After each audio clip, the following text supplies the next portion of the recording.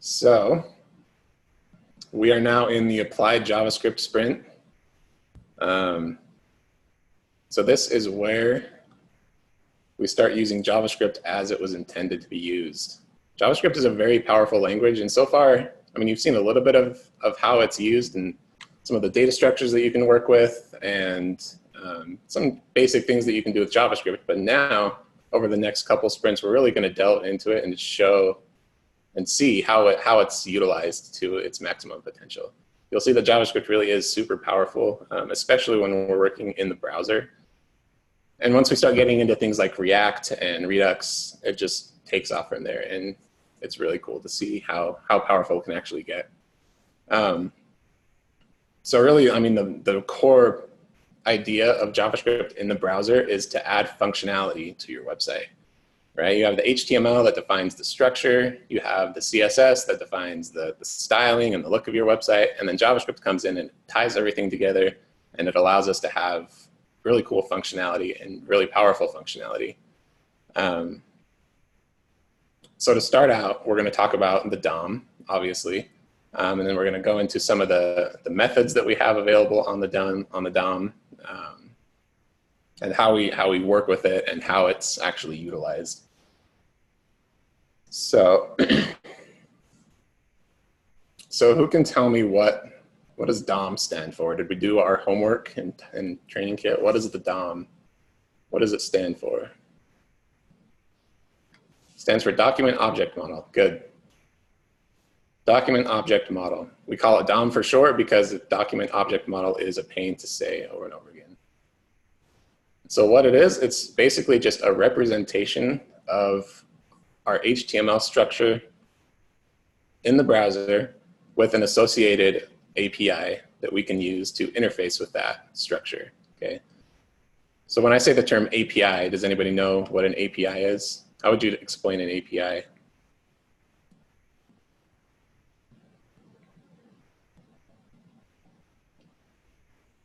Like a middleman, a bridge, okay. Yeah, good. So it stands for Application Programming Interface. Essentially, it allows us to interact with some pre-written methods, some pre-written functions and pre-written variables and things that someone else wrote, and then they gave us access to these things through like variable names and function names. So we can take these methods that other people have written and we can call them, and it will do predefined things for us. So it takes out a lot of tedious work that we don't have to do because someone else did that for us. Okay, and so the DOM, it has an API that we can interact with in order to do things on our page. Okay, so the DOM is an object representation. You can think of it as like a JavaScript representation of our HTML on the page with an associated API, with an associated application programming interface. All right. So when we go to a website in our browser, if we go to like lambdaschool.com, what's the first thing that happens?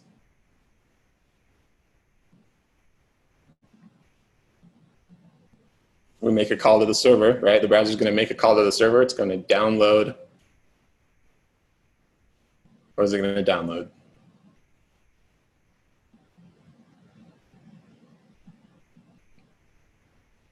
It's going to download some HTML. Good, Rose. It's going to download some static HTML. It's just going to be a raw HTML file. It doesn't have any functionality to it. It doesn't have any structure to it. It's just raw text, essentially. That's what the browser is downloading, okay? And once it downloads that, it's going to parse it. The browser is going to parse that HTML file, that raw HTML, and it's going to generate a DOM object, a document object, okay? And that's what the DOM is. It's this object that was generated from the raw HTML that came from the server. All right, so the static HTML, once it's downloaded and once it's parsed by the browser into the DOM, the static HTML is no longer used, right?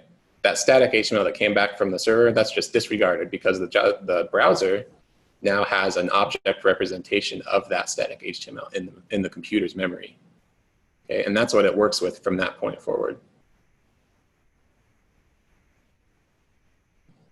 Okay, so you can think of the HTML as kind of like a blueprint. Okay, so think of it like in the terms of an architect.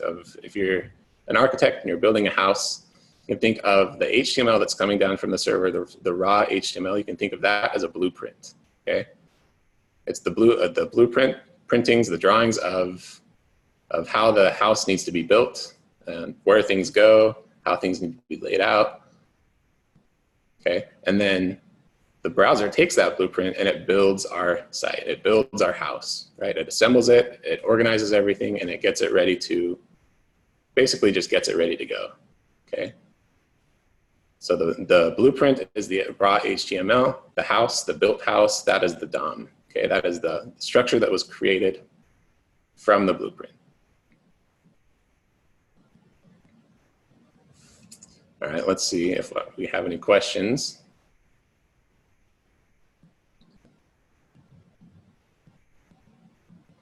Robert, what's the difference between the window and the document? Great question. So the window is just kind of the browser as a whole, right? The window is everything inside of the browser. It's the URL bar, the back button, everything inside of the browser. And then the document is the actual DOM, the structure of your page. So the document is underneath window. You'll see that later when we're working with the actual API of the DOM, but you'll see that document is part of window. So the DOM is just one piece of the browser as a whole, right? It's one piece of the puzzle.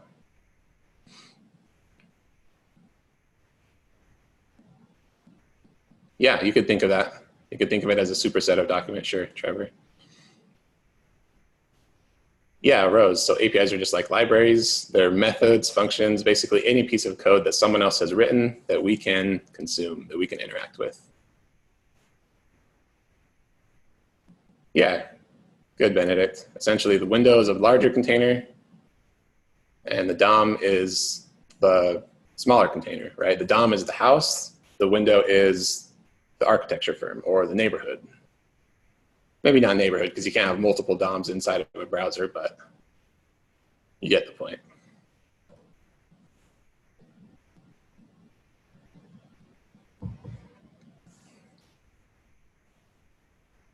All right, any other questions before we move forward? I think that's pretty straightforward.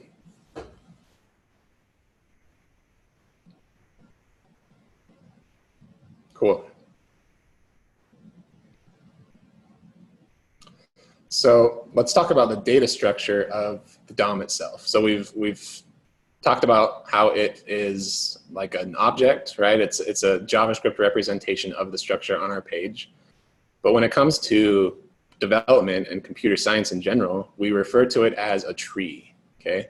It's a specific type of data structure in coding, in programming, that's called a tree. So far you've learned about data structures. What are some other data structures that you can think of? What are some other data structures that you've learned in JavaScript?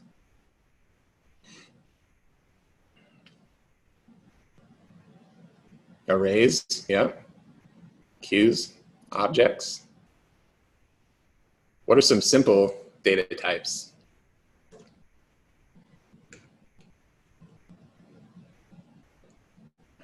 Yeah, so we've got like Booleans, right? We've got integers, numbers, strings, objects, arrays. These are all basic data types that you have in JavaScript. Floats. So a tree is another type of data structure that in JavaScript it's represented as an object, okay? So everything in JavaScript is essentially an object. You'll find this as you start to work with it over time, but everything is basically represented as an object. So when we talk about a tree data structure, that's essentially just going to be an object. And the whole concept of trees is really important in the front-end development world because it's used for basically everything, right? So it's used for the DOM, right? And at the very base, it's used for the DOM. But then when we start to get into like React, when we start to get into some of the React sprints, you'll see the whole structure of your React app will be a tree.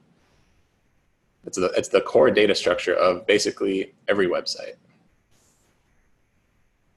All right, so let's look at an example. Let's look at some diagrams to help us grasp the tree data structure.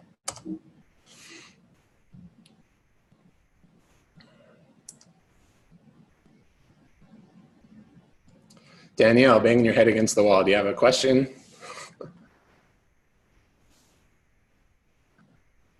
Trying to grasp it. Yeah, we struggled as a group in PT6 with Redux, right? Cool. So this is a tree, okay? This is when you get down to the very basics, this is a tree data structure. Okay, you have an item at the very root, you have an item at the very top. Kind of think of it like the tree trunk, right? That's the root of the tree. And then you have different branches coming off of the root tree, the root trunk, right? So you have these other branches, and then each of those branches have their own branches, and each of those branches have their own branches. And it kind of just goes down into this whole tree structure. This is what a tree is. So talking about like the data structure as more of a concept, this is what it is referred to. And just the kind of the overarching concept of computer science and development, this is what a tree looks like. So the root of the tree, that would be, you call that like the root, that would be, well, you'll see in a minute how you would think about this in terms of the DOM. But then anything that branches off of the root is obviously a branch, okay? And then everything that is at the end of the branches, those are leaves. Okay, that's the overarching concept of a tree data structure. Any questions so far? So do you see how this would be represented in JavaScript, in a JavaScript object? Right, you have the root of the tree, that's gonna be the object itself, right? The object that's stored in the variable. You have different branches. The branches are gonna be objects that are within the object, right? Because you can define a key in the object, and then for the value of that key, you can define another object, and you can nest them as deep as you want. And then you get down to the leaves, the end of the objects, and that would just be these primitive variable types, those simple variable types that we talked about before. So Boolean or a string or an int, those would be the leaves, okay? So trees are very simple to represent in JavaScript in the most basic form.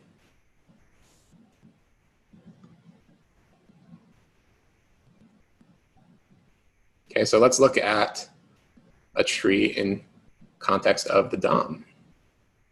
So if you looked through the training kit before the lecture, this is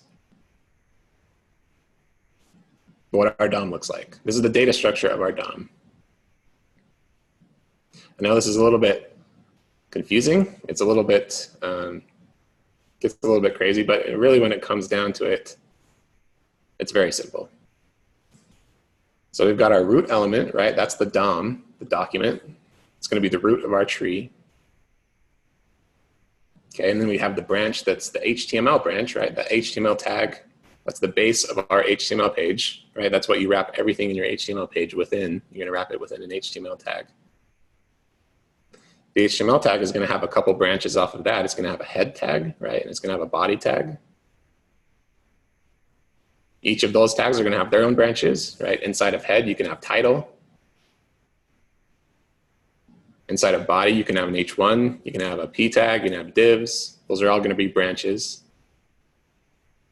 Okay, and then the leaves are going to be the values that are inside of those tags, right? When it no longer branches down and you reach the end of your branch, it's going to either be some text or a number or a Boolean.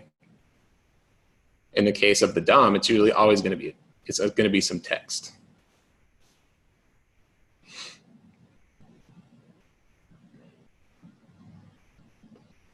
Would doc type be considered a document node? Good question, Antonio. I don't know. I think it probably would be. I don't know if you see it in the actual DOM. When we look at the DOM in the browser in just a minute, I don't know if you actually see the doc type, but that's a good question.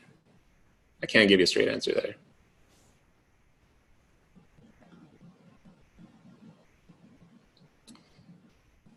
All right, so what are some other branches that could come off of head? What are some other branches that could be below head?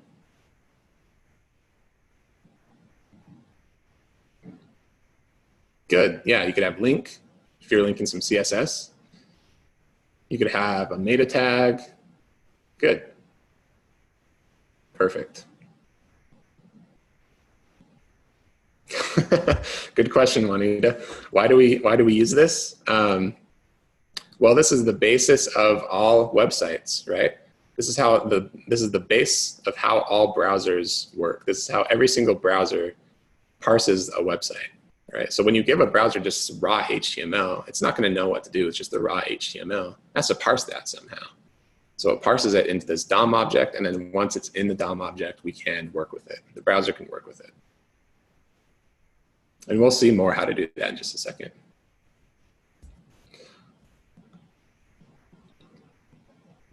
Leslie, what is a node? Good question. So in this case, so if we looked at the diagram we had before, we talked about how the tree, the root would be the root of the data structure. Then you'd have branches, and then you'd have leaves. When we're talking about the tree in the context of the DOM, each element, right? Each element that's in your page is going to be considered a node. That's just kind of like a branch. You can think of a node as a branch. A branch or a leaf or any piece of the tree structure is just a node, right? So the head tag, that's going to be a node. And then the head tag is going to have child branches. It's going to have child nodes, right? And the title tag is going to have a single child node, which is just the text, right? That's going to be the leaf.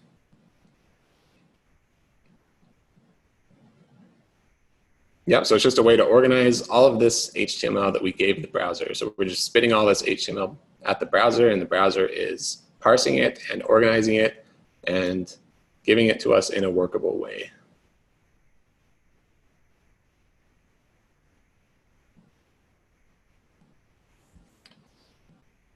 Yep, for sure, Stephen. It is more flexible to be able to manipulate the DOM because you can't manipulate the static HTML. Because you remember, once that comes down from the server, that static HTML, once we parse that into the DOM, it's just disregarded. We don't use that static HTML anymore. We can't go in and change it because the DOM has already been parsed. So if we want to make changes to our page, we change it in the DOM.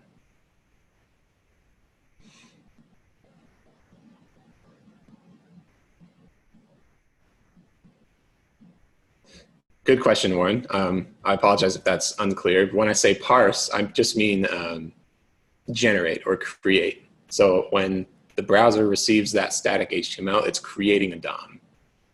So when I say parse, that just means it's looking over that raw HTML, it's scanning it, it's looking at what's in there, and it's creating or generating a DOM based on what it sees when it parses. So yeah, parse is just interpreting, it's reading, it's looking at.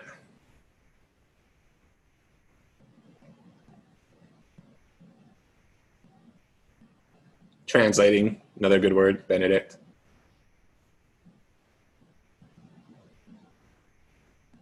Exactly, Stephen. Yep, looking at the blueprint and constructing the house's frame based on what is in the blueprint.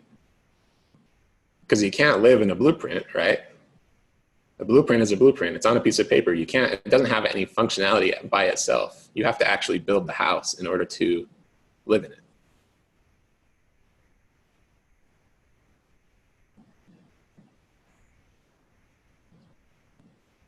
So when we code, Juanita, we're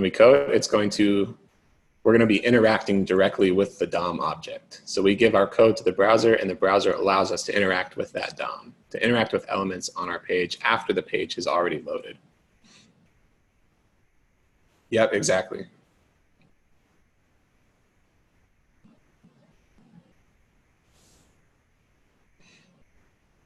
And it's important, one important thing to note in the tree structure is each one of these sub branches, right? Each one of these branches can be their own trees. If you look at this, and if you cut out everything, if you cut out this node, if you cut out this node, then the items that remain would still be a valid tree data structure, right? It doesn't have to be just this whole thing on its own or it's not valid. You can take branches that are within the tree, cut them out, and they're still valid tree structures on their own. Okay, that's something important to remember. That each branch can be its own tree object if separated from the tree itself.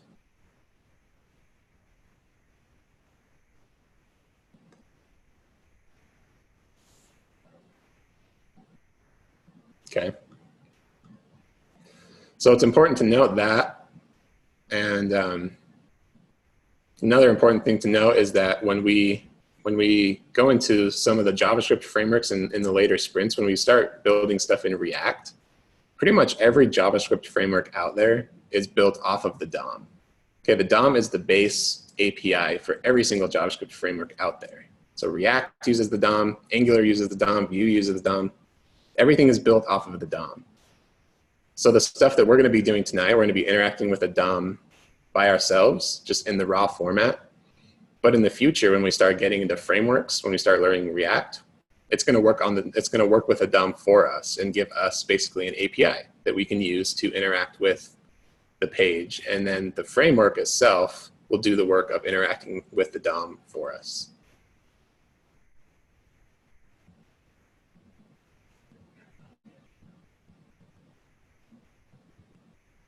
For sure, yeah. Good one, Ida. Yeah. You see this stuff, but you don't really understand it until you actually get in and start learning it, right? Cool. Any other questions?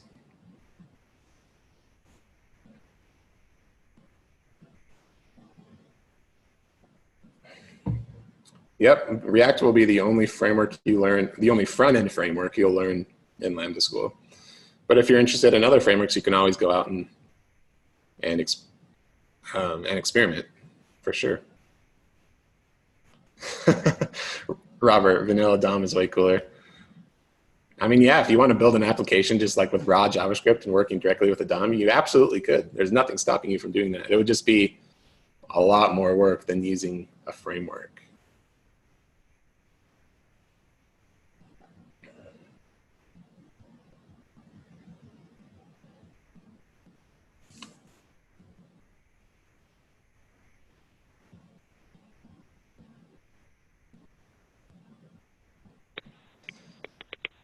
What other frameworks do they teach? In Lambda specifically, Robert, when you get into backend, you'll learn some backend frameworks like Express, Next, like that. But front-end wise, you're only going to be working with React. You're not going to be working with like Angular or Vue or any of those other JavaScript frameworks. Create server and then tell it to listen. When a request comes,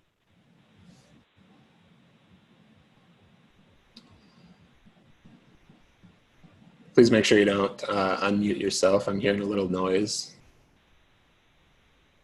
Make sure you keep your mic muted.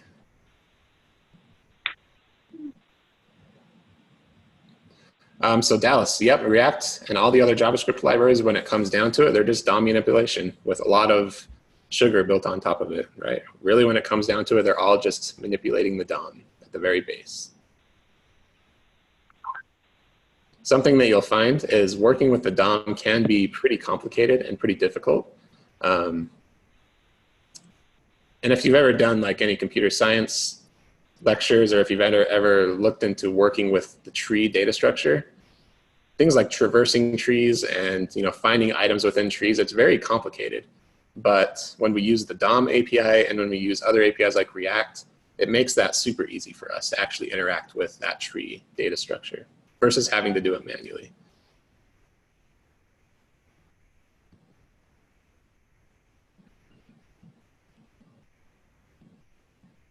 Cool. All right, so take a few minutes, let that sink in. Let's take a quick 5-minute break. And when we come back, we'll jump into the browser and start looking at the actual DOM. So see you in 5.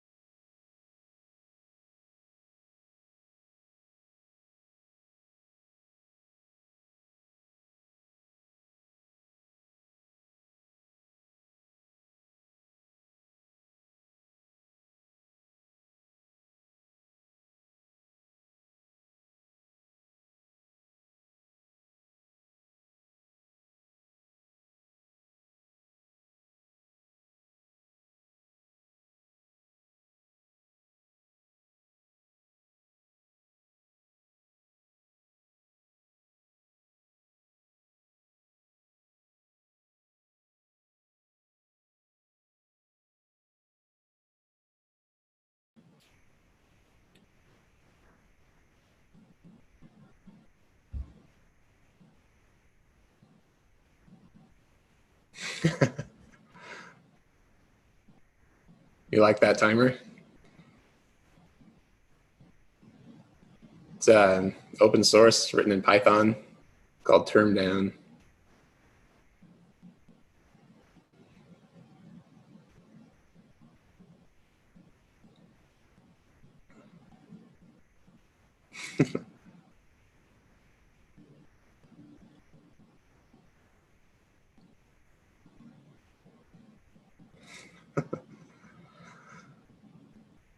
I always give the other instructors crap because they need a timer and they just like go to Google and just type in 5-minute timer. It's like, you're a developer, you can do better than that. Come on.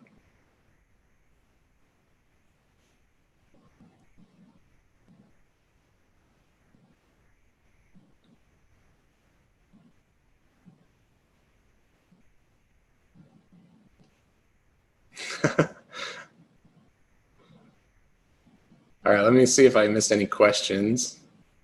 Any other questions, feel free to post. Benedict had a question. Let's see, the branches are the sticks between the circles. No, the branches are just the object, the node itself. The sticks between the circles are just the connections, right? So in the context of this, head would be a branch, title would be a branch, example would be the leaf.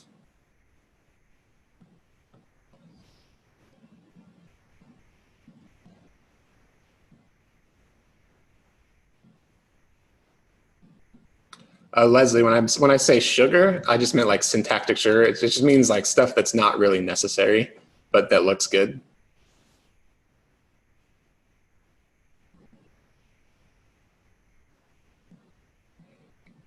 I actually can't remember the context in which I used that now. But yeah, so when you hear syntactic sugar, that just means stuff that's unnecessary.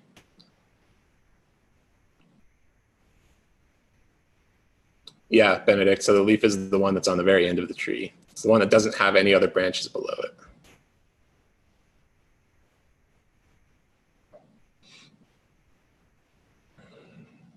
Yeah, maybe I can play some music when I play the timer.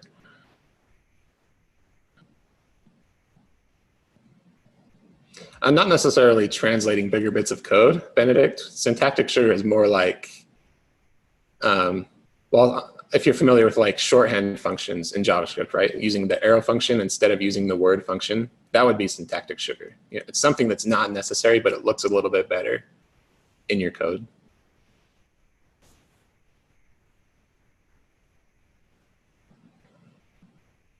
Yeah, exactly.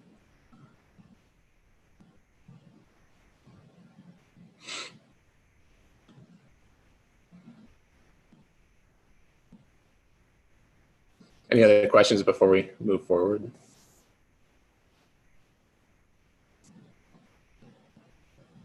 All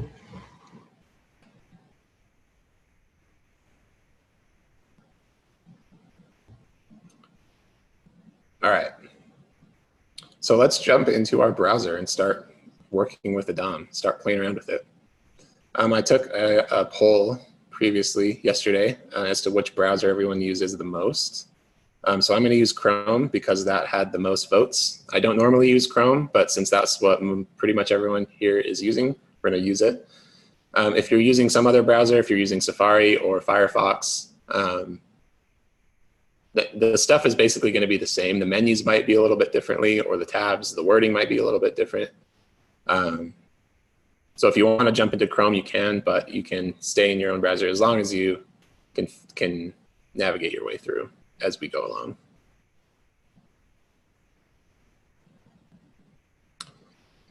I don't know if I should tell you what I normally use. That'll create some big debate. No, I normally use Firefox. Firefox for development, and then Safari for non-development stuff, because it uses less battery life. If you're using Internet Explorer, then do us all a favor and go download something else.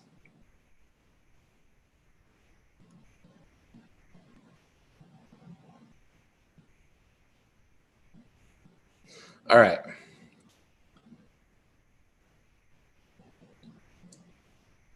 So let's go to lambdaschool.com. Open your browser, go to lambdaschool.com. This is what we're going to be messing around with.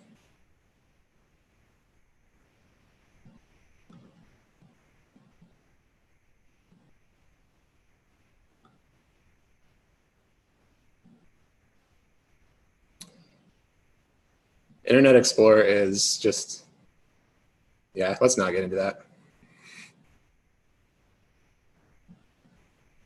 It has a notorious history of being just really terrible with pretty much everything.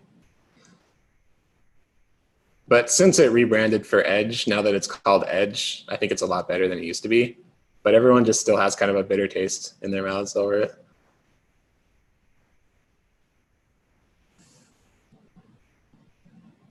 Yeah, it is for sure. And as front-end developers, once you graduate and go get a job, you're probably going to have to, at some point, create a website that supports Internet Explorer. And then you'll start to realize how much you hate it. All right, so let's move on from that discussion. We could talk about that all night. So open up lambdaschool.com, go into your browser, and we're going to right-click and click on Inspect. If you're in Safari, it should be Inspect Element. Firefox probably says Inspect Element. Chrome says Inspect. So open up the Inspect menu. This is the dev tools for the browser.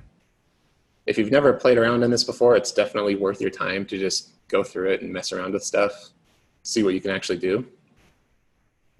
But the first thing you see when you open up your dev tools is the DOM. This is the DOM right here. You see we have our representation of our page.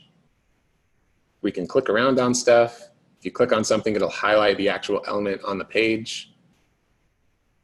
Right, so if we highlight the header, you see it highlights the header. This is our DOM. This is how the browser parsed our static HTML, and it's showing it to us in a way that's familiar because it still kind of looks like HTML. But under the hood, this is actually just an object, right? It's a tree.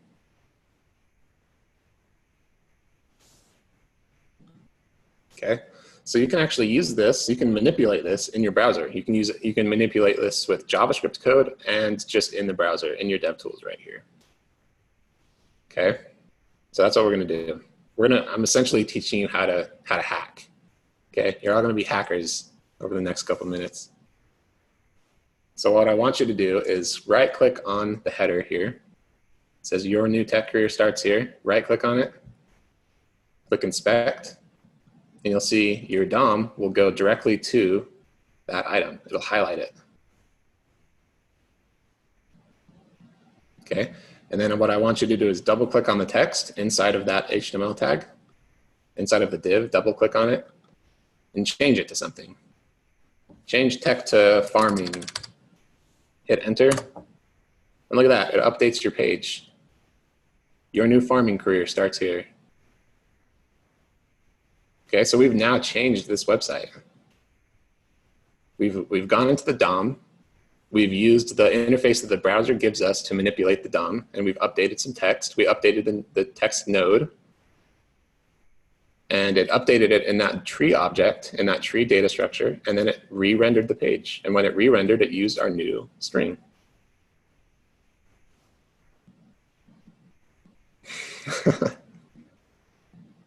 Okay. So you are now hackers, right? Now you can go to any website you want, you can change the data. Go log into your bank account and change your bank account balance, add $5 million to it, right? But the question is, if you go to your bank account and you add $5 million to your balance, does that make you a millionaire? Are you now a millionaire? Have you hacked the banking system?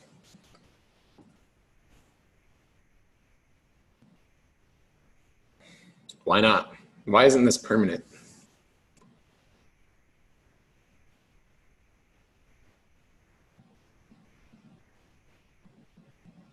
Yeah, because it's only local to your machine, right? The DOM is only local to our machines. It's in our browsers. So my DOM, when I update my DOM, it's not going to update your DOM. It's local to your computer, to your local machine. It's not changing anything in the backend database. It's not changing anything on the servers. It's only changing stuff in the local DOM, which is just sitting in your computer's memory, right? So if you refresh your page after you change stuff, it's going to reset to the base DOM. You see, you refresh the page, it goes back to your new tech career. And that's because when we refreshed it, the browser made another request to the server. It got some raw static HTML, and then it reparsed that HTML back into a new DOM object. So it started from scratch when we refreshed.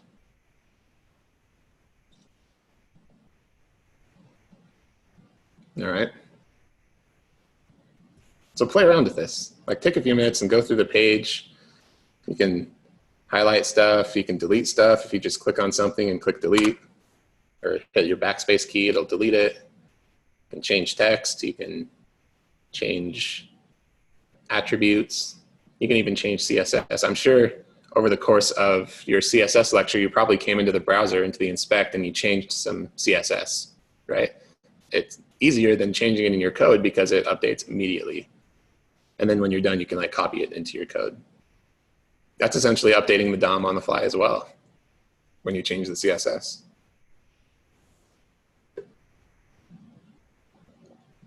Yep, or you can put display none on something to get it out of the way. You can just delete it from the DOM entirely. Manipulating the DOM in this fashion is really good for, it's really good for CSS trial and error testing, for HTML trial and error. It's really easy to just test stuff with immediate feedback.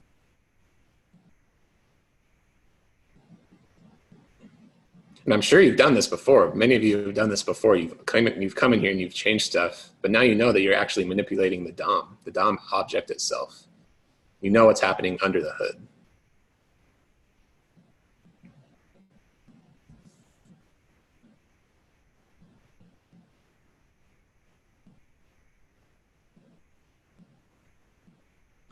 I don't know if you've ever seen something that is quite common is when you install like a browser plugin.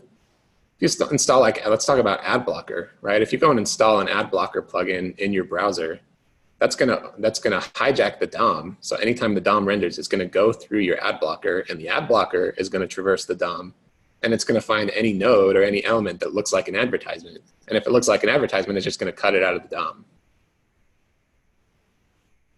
So it's how a lot of browser plugins actually work under the hood, is by manipulating the DOM. Or if you've ever gotten like, I don't know if you see this too much anymore, but back in the day, if you got like a computer virus and you would go to any website and there'd just be like plastered with advertisements, it's because the virus actually went in and hijacked your DOM, and they were injecting stuff into your DOM before the browser rendered it. So it's really like the gateway to whatever you're seeing on your page is the DOM.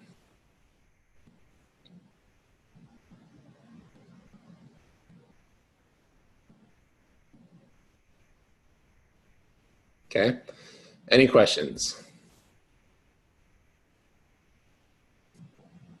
I'll refresh this so I can get that nice header back. I'm kind of bummed they updated the site. Like, it looks really nice, but I actually built the previous one, so they like kicked mine out and put a new one in. No big deal, whatever. I'm over it.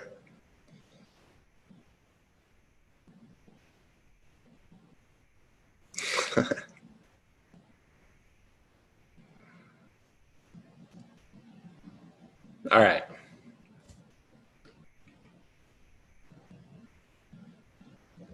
How are we feeling so far? Good, bad, confused, crystal clear? I'll submit a quick poll. If you could just give me a, oh, hang on.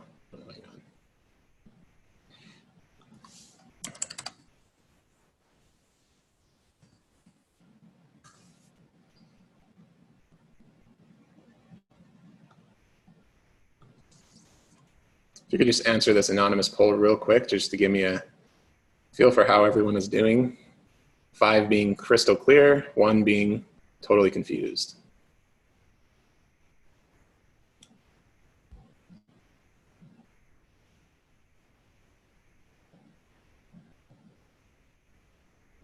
Everyone please submit an answer. It's anonymous, so your name won't be tied to whatever you vote for.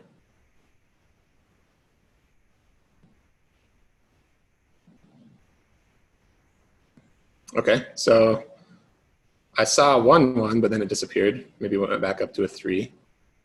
Okay, so mostly 4s and 5s. If you're at a 3, it'll click as soon as we start to delve into the code. So keep with it. Please ask questions if you're confused about anything specific, or we'd all be happy to help.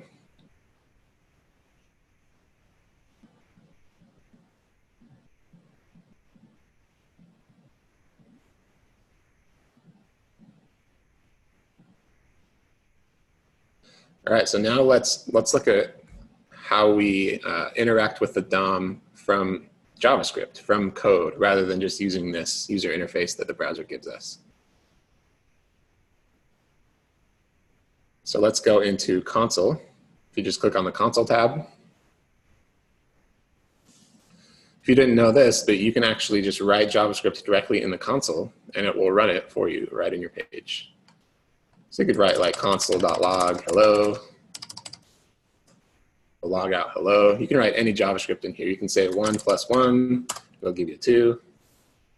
It's basically just an interpreter for JavaScript that you can write anything you want and it'll run it directly in your page.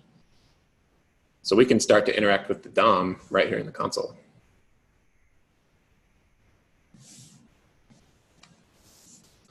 So let's look at the DOM. To start off, I think someone mentioned this earlier, but there's one object that's kind of the main overall object for the entire browser site, for the entire page. That's called window. Okay, you've probably seen this before, but window is kind of like the global object for your entire site. And it has a whole bunch of crap on it. You open up that object, you can see it's got all these functions, all these global functions that you can use that the browser gives you. This is basically the browser's API, right?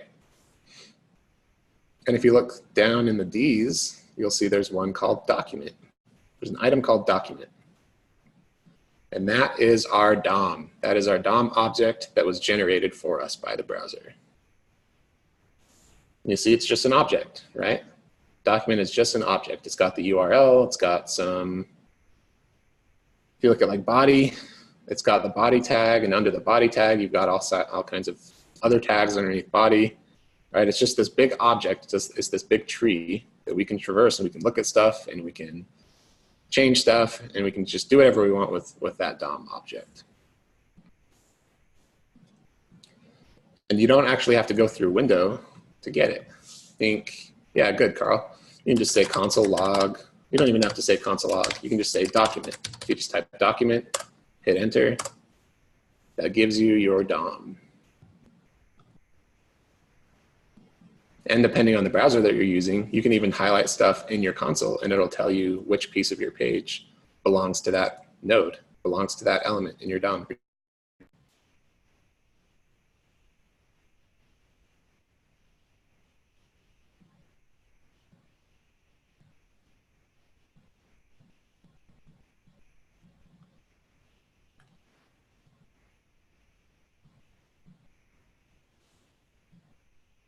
Looks like my microphone might have cut out.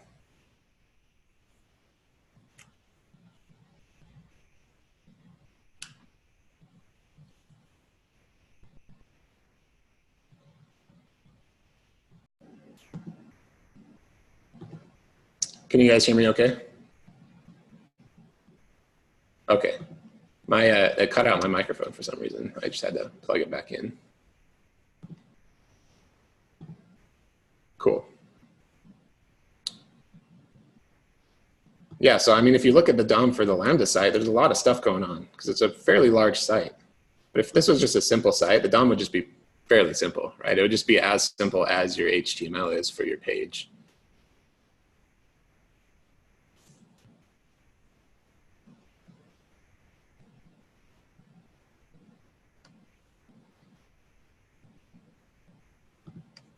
Okay.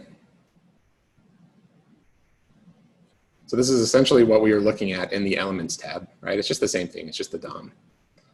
The browser makes it look a little bit better for us. It kind of makes it just look like HTML, but below the hood, it's going to be an object.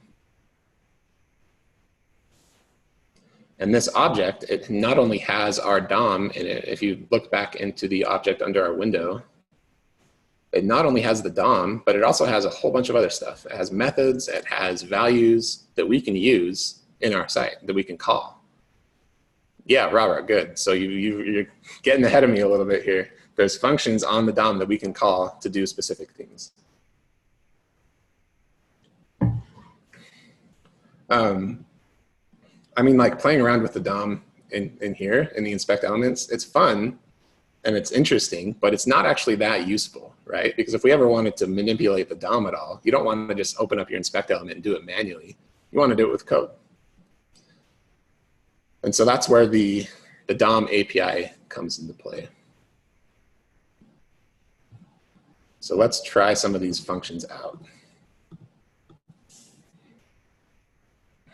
So Robert put one in Slack, which is query selector. We'll get to that in just a minute.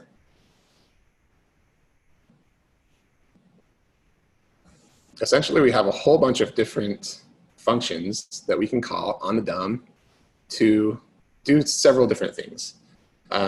We can select elements.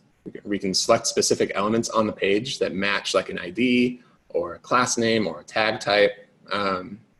We can select groups of elements. So not only can we select a single element, but we can select groups of elements, and it'll give us like a list, like an array of elements that we can work with. We can change elements, right? We can update like the text of an element. We can update some attributes on the element. We can update the inner HTML of an element. We can basically do anything we want once we select the element. And then we can also create new elements, right? Stuff that was not in our static HTML. We can create new elements and append them or prepend them to the actual DOM. So we're dynamically adding stuff to our page. So those are essentially the three things you can do with the DOM API. You can select elements, you can change elements, and you can add new elements and remove elements, I guess.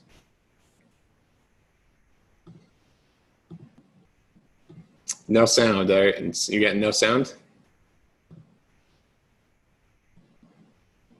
Can you hear me? Yes, no. Okay, Dennis, so maybe you just need to, I don't know, turn up your volume. Okay. Sometimes when I'm giving these lectures, my computer will get like overloaded and it'll start to shut stuff off. So it'll like shut off my microphone or shut off my screen share. So if anything gets shut off, just let me know.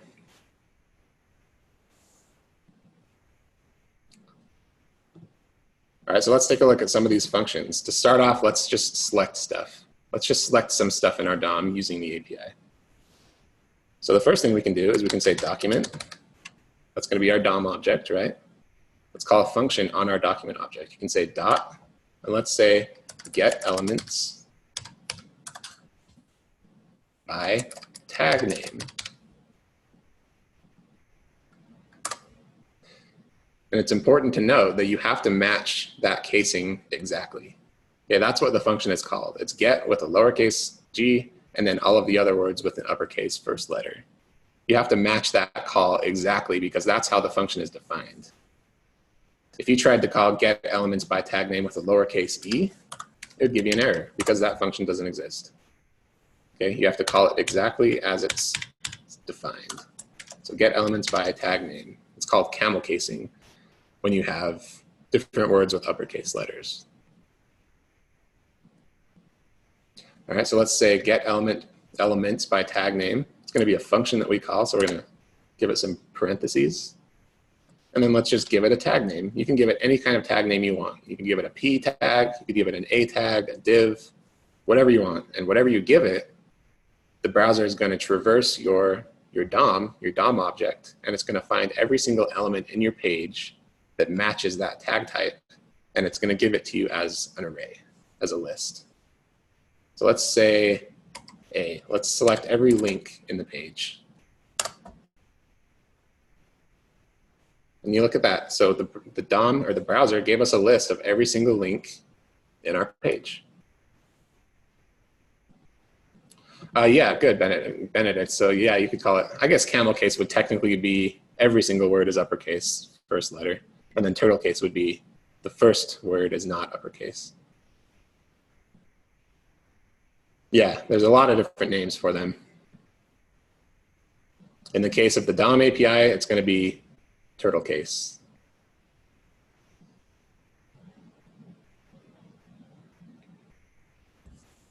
So we now have this list of links. You see, that probably would have been super complicated to do if we had to do everything on our own, right? If we had to go into our raw HTML and run these queries manually and actually traverse the DOM and find every single link in our page and return it into a list, it would be a crazy amount of work. But since the DOM has this API built in, it'll do all of that work for us, and we just have to call the method.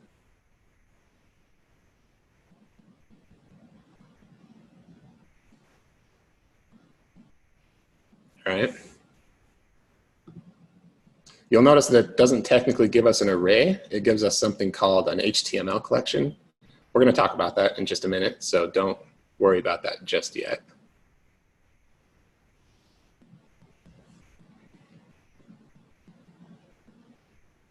All right. There's a couple other functions that we can call that do the same thing, but allow us to give different selectors, basically. So we can say document.get element by ID. That's another one. If you give an ID to some element on your page, you can select that ID. Maybe give, say, logo link, right? That's an ID that exists in the Lambda page. So if you'd say .get element by ID logo link, it's going to give you the link that is the logo. Okay. Notice that just gave us a single item. That just gave us a single node, a single element. Why do you think that one gave us a single item and the one we ran before gave us multiple? Why is it different?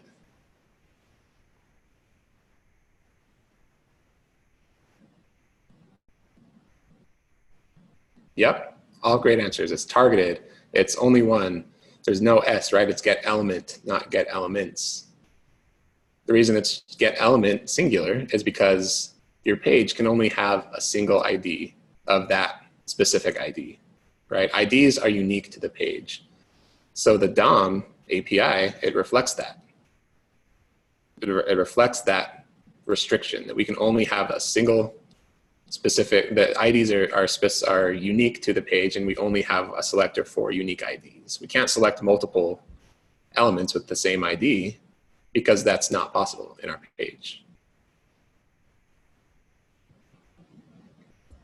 You'll notice there's no, if you try and do document.get elements, plural, by ID, it doesn't exist.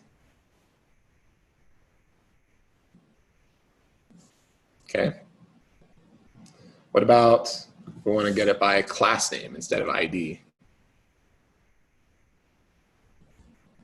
Say document.get elements, plural, because we can have the same class name on multiple elements, right? It's not like an ID. It doesn't have to be unique. We can use class names as loosely as we want to throughout our page. So we can say get elements by class name. And then we can give it a class name, and it'll select everything in our page that has that class. So let's just say class of section. Or no, you don't have to do the dot yet. Just say section.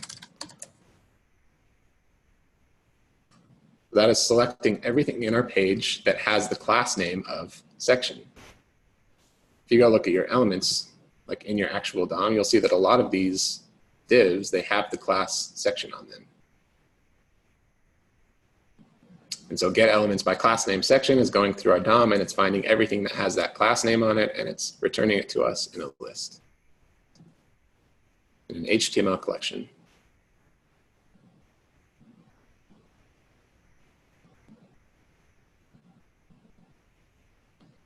Okay, good so far. Any questions?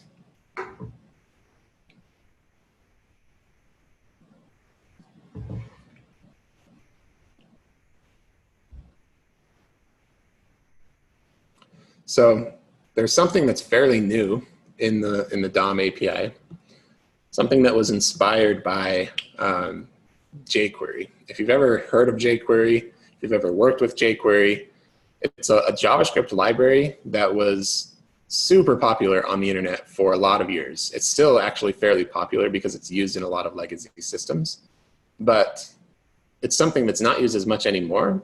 But what they made super popular is something called query selectors, right? Allowing us to select elements in the DOM by using like CSS style syntax selectors. And what I mean when I say that is when you select like something with a class name, you would prefix it with a dot, right? You say some class name. If you wanted to select something that was an ID, you would prefix it with a hash, right? That is what's called a selector, a CSS selector. And if you remember from the CSS sprints, you can chain these, right? So you can say, give me something with an ID of some ID and a class of some class, right? You can chain these together as a query selector, and then you can narrow it that you can be as specific as you want with that selector. And so we used to use jQuery for that. It provided that API, that function for us, but now the browser actually has specific functions that we can use to mimic that same functionality. Okay, so we can say document.querySelector. And we can give that query selector function any kind of CSS query, any kind of element query. So we can say, to mimic the functionality of the get element by class name we just did, we can say .querySelector, and then we can select everything with the class name of section. Right? Remember to prefix that class name with a dot because we're selecting a class. You can do that, that's going to give us the same result. But notice that one only gave us one. Okay, it only gave us one element in that list, because obviously there's more than one element that has the section class. So there's actually another function that we can use if we want to get a list of something. We can say document.querySelector all. Give that the same thing, section. And then that will give us a list of the elements that have that class, that match the selector. Yep, exactly, Stephen. And that's actually it's really useful functionality occasionally to be able to select the first element on the page that matches that selector, but ignore all the other ones. So it's really flexible. That function is really flexible in terms of how we can use it and what we pass to it. Okay, so that is a class name selector. If we wanted to select an ID, we could call the same function and then pass in an ID. So put in like a hash and then say pick track, an ID that's in our page, pick track. That's going to select the element that has the pick track ID. Good question, Stephen. We will get to that in just a minute.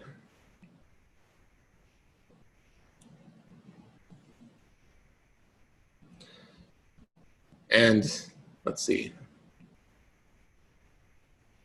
So Sarah, you asked once we identify the element, how do we call it or manipulate it? That's a great question as well. I'll show you in just a minute. Okay, so let's see. So Danny asked, what is the difference between a node list and an array? So I'm glad you noticed that this is different than you get elements by class name, right? The get elements by class name returned an HTML collection, but the query selector all returned a node list. So these are actually slightly different. They can be thought of as similar to an array, but the only difference is the HTML collection and the node list types don't have all of the functionality of an array. So if you remember like the map function, so if you had like an array, 1, 2, and you could map over it, right?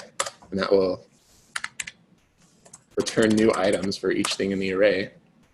We had a filter function, right? We had all these built-in helper functions that allowed us to work with our arrays, but node list and HTML collection don't have those. They don't have map, they don't have filter. They do have a couple extra things on top of, or they have a couple extra things that the base array doesn't provide to you. They have something called for each. We could say HTML collection.for each if you wanted to loop over each one of your items.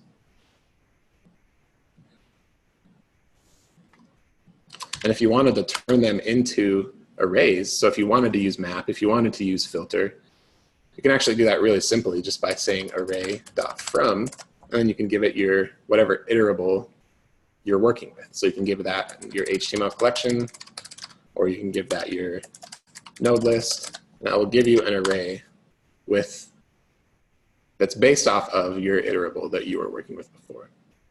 So before we jump into that, let's talk about how to store the values of these selectors into variables.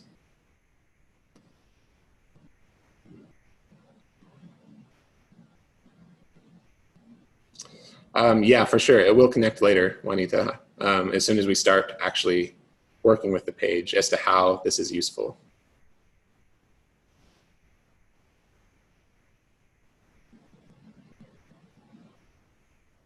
All right, so let's store our selector result in a variable. You can actually just store it in a variable like you would with any other variable in JavaScript.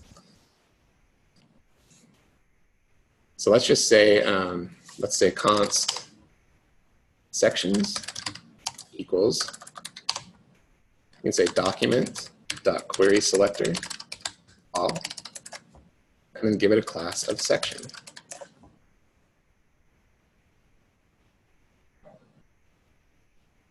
Okay, save that or hit enter after you type that. And then let's log out console log sections. Let's see what's stored in that variable. You see we now have that node list stored in that sections variable. We can now work with that variable. We can manipulate the items in the tree. We can delete items. We can add items. We can just treat it as a variable in JavaScript. We can work with it as we would work with any other variable.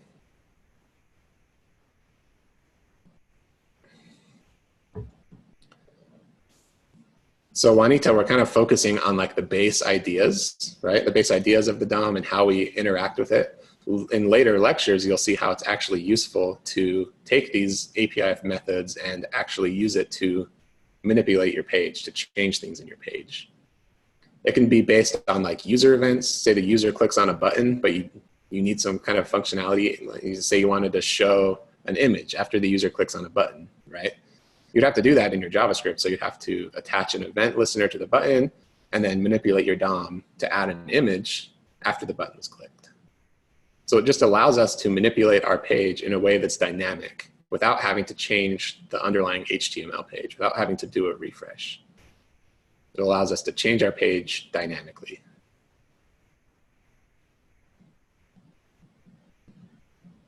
Okay, so Leslie, let me show you the array from. So now that we have sections, right? We have that sections variable. That's going to be a node list.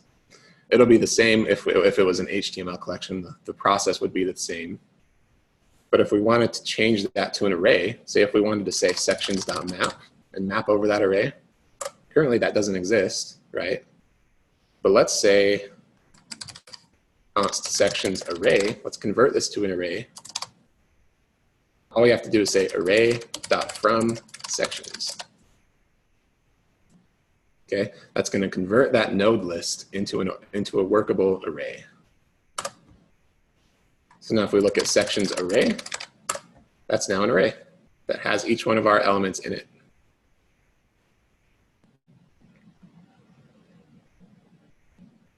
So don't ask me why some functions return HTML collection and some functions return node list. I don't know. That's just what the DOM gives us. That's what it's built to give us. But if you ever need to work with it as an array, it's very easy to convert over.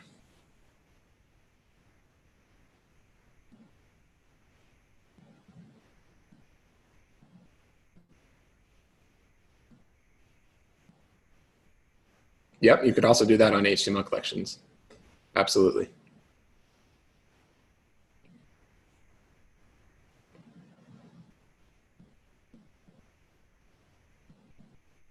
All right, so another thing I failed to mention is that these query selectors, so I think I did mention this, but I just want to show you how it works. Those query selectors can be as specific as you want them to be. We can easily chain together a tag selector and a class name selector and an ID selector. We can make it as specific as we want. So we could say select everything that's a div that has the class section, that has the ID of track. We make that selector as specific as we want by just chaining the selectors together. I'll rename that variable to something else so it doesn't yell at us. Say section specific. Okay. If we look at section specific, only going to be a single element that time because only a single element in the page matched that very specific selector.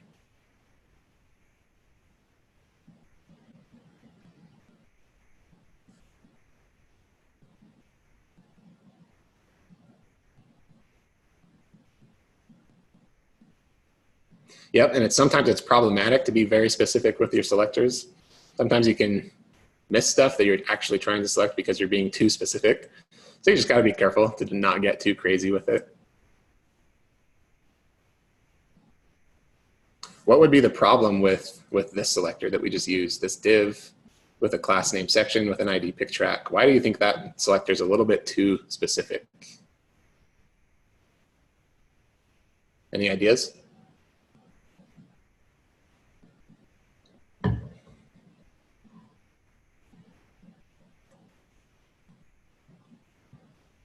It'll work, Benedict. That selector will work just fine. You see, we selected that single element that has everything that matched.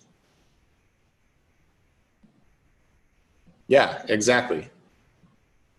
Rami, Leon, because we're still selecting an ID, and IDs are unique. So even if this selector should never select more than one item, because whatever has the ID of pick track on it, there's only one of them in the page at any time. So even though we're trying to select multiple things that match our selector, we're still only going to select one throughout the entirety of our page. So that whole thing is redundant, right? It's unnecessary. That's the same as saying document.query selector ID pick track.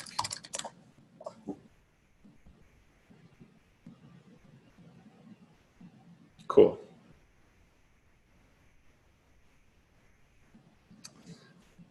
Any questions so far? I do sometimes have a hard time keeping up with the questions if there's a lot of stuff going on in Slack. So if I miss a question, feel free to just ask it again.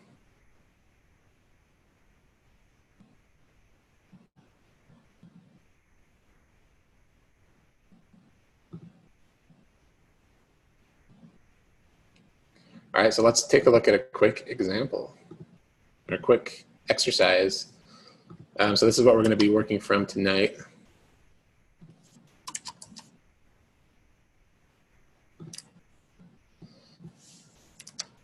If you want to follow along, feel free. If you just want to watch, feel free to do that as well. Remington, did I not use a string for sections array because you already stored it as a variable? I'm not sure what you're asking there.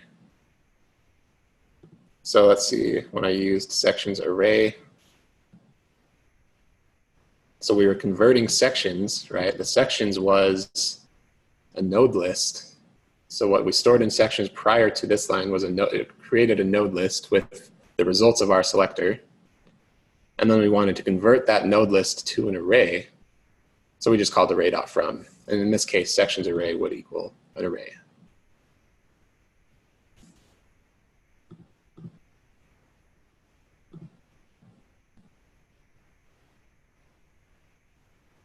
All right, does that clear it up?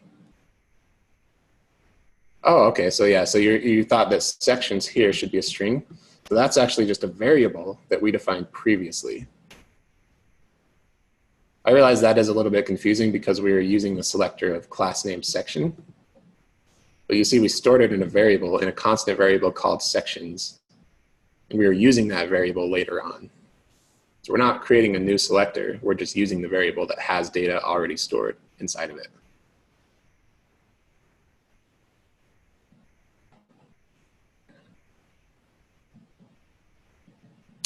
That would work, Robert, except you have to change up your syntax just a little bit. You would not use quotes for the document query selector all. You'd want to do something like this.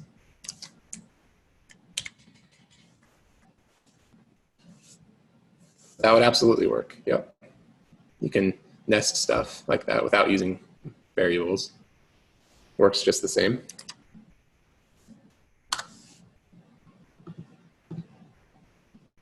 All right, so let's take a look at this example. If you want to open this up and follow along or just watch. So guide me along here. If I wanted to select the first link in the navigation in this page and store it in a variable, how would I do that? How would I select the first A tag using this API, this DOM API?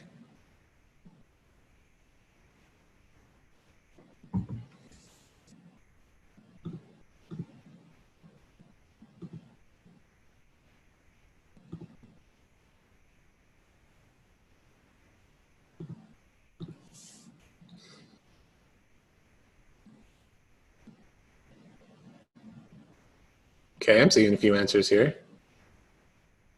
Give you a minute just to give everyone a chance to answer.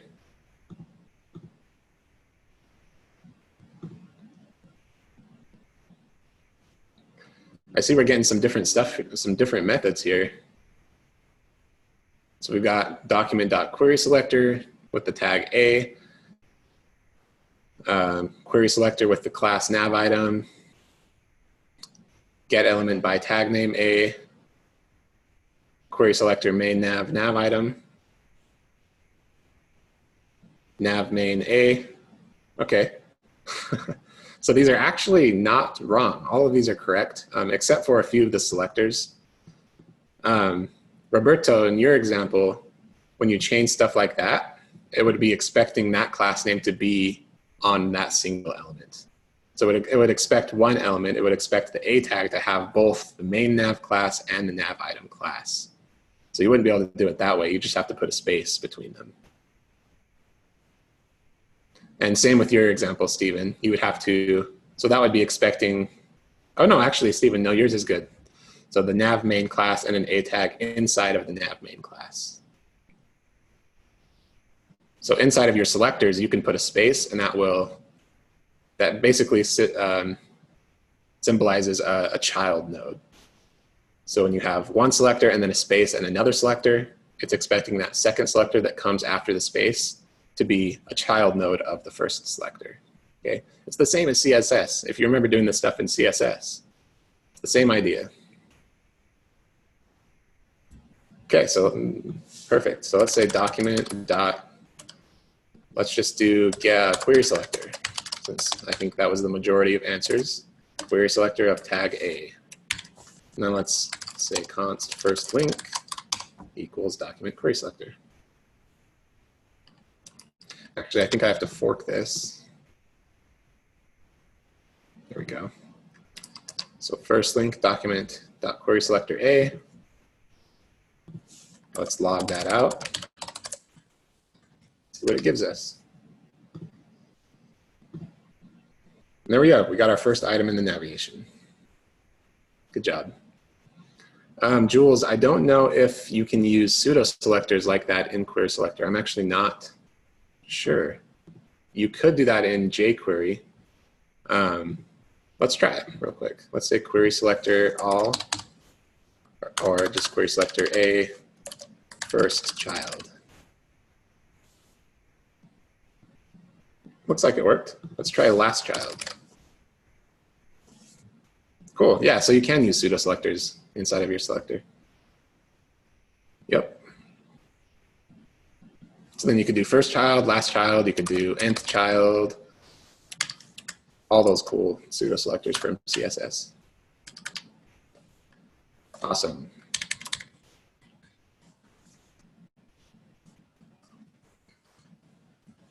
Okay, what about, let's say we wanted to select all of the A tags in the page by the tag name. How would we do that? Let's select every single one of the links in the navigation. How would we do that?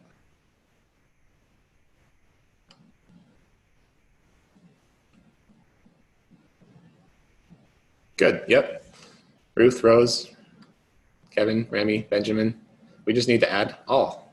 So let's say const links equals document.querySelector all. And pass it the A tag.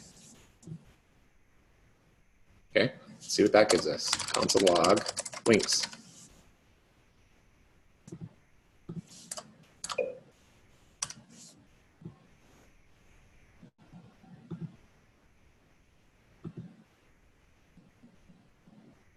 Doesn't look like that's giving us anything.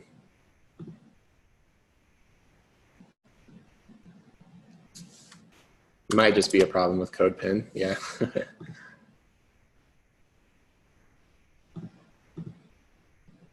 Interesting.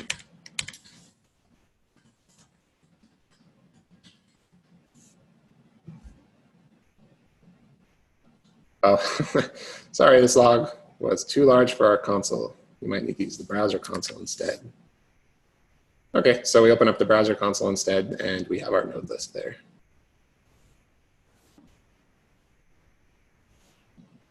Cool. What if I want to select all of the A tags by the class name? Yeah, just like Mike said, what if we wanted to select all of the tags by class name instead of the tag? How would we do that?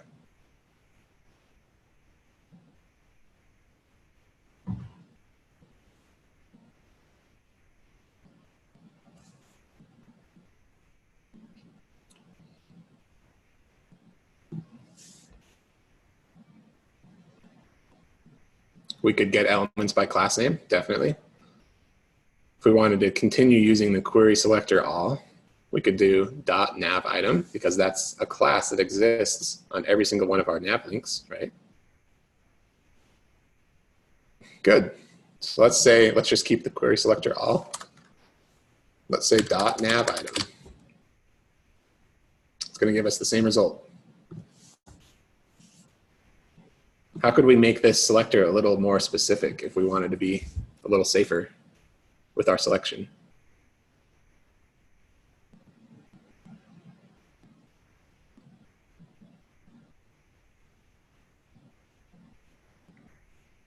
We could put main nav in front of it, yeah. What else?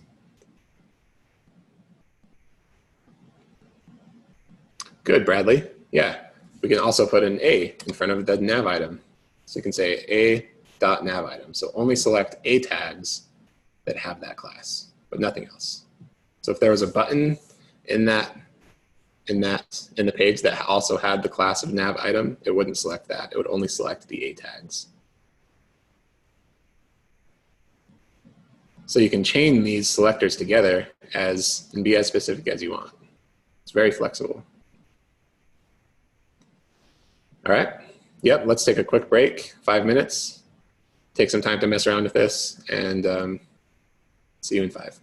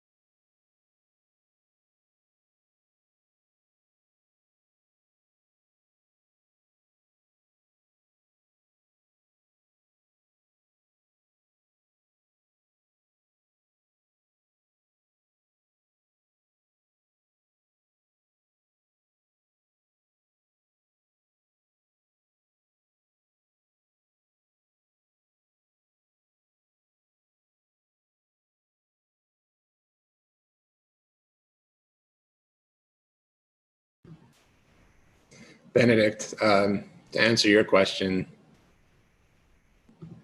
I don't know really. I think query selector is just kind of one of the newer API methods that a little bit more flexible. It probably uses the same code that like get element by ID uses under the hood. So there's really no reason to use get element by ID if you have access to query selector. One possible reason could be is if you're using or if you're supporting an older browser. Older browsers don't support query selector, so you would have to use get element by ID in that situation.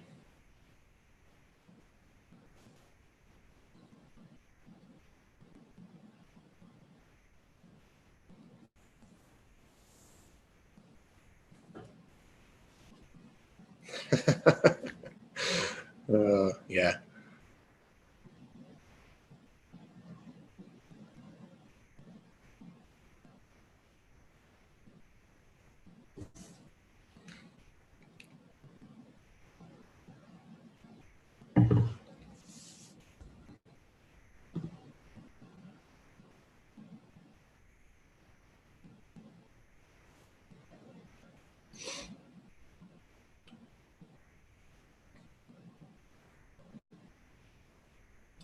I'll answer your other question in a minute, Benedict. Let's let everyone come back so that everyone can hear the answer. It's a good question, though.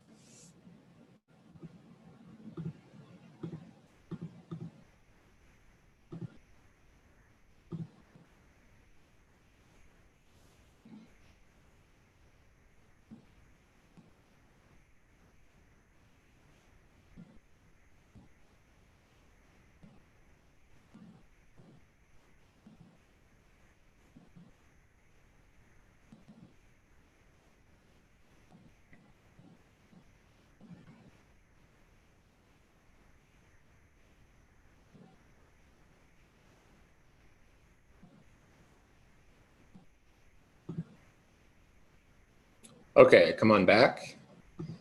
So Benedict asked, are frameworks the things that translate new JavaScript stuff for old browsers? So it's a really good question because when you start getting into more complex front-end development, there's a lot of moving pieces. So there's the framework, there's the language, there's the library, the third-party libraries that are on top of the framework, there's the compiler usually. So when you get into the React portion, you'll see that React is the framework. You use something called Babel for the compiler. So essentially, it's compiling newer JavaScript to old JavaScript, so it's supported in older browsers. So the framework isn't what makes stuff compatible for old browsers necessarily. It's the compiler that will, or the optional transpiler that will make that compatible for older browsers. If that doesn't make sense to you, don't worry about what I just said. That's more of an advanced topic, and you'll get into that in some of the later sprints. But it's just good to know. Yeah, so Babel Benedict would be the thing that makes it compatible for old browsers.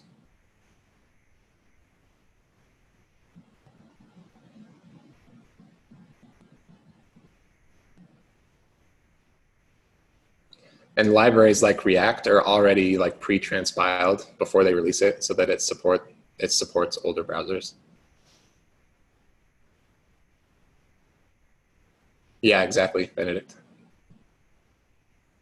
It's not compiling it to machine code because JavaScript is not a compiled language. It's just compiling it into older JavaScript. JavaScript to JavaScript. Interpreted, yeah. Okay, so please answer the poly poll just right above as to how you're feeling so far. Got a lot of 5s, a lot of 4s, that's great.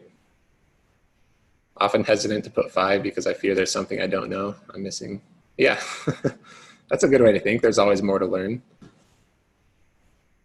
if this is making sense to you so far, then this is it. Like, this is what we're going to be doing tonight. So if you're feeling good about what we've talked about so far, then you are on a great track. If not, then just keep working at it and we'll get you there.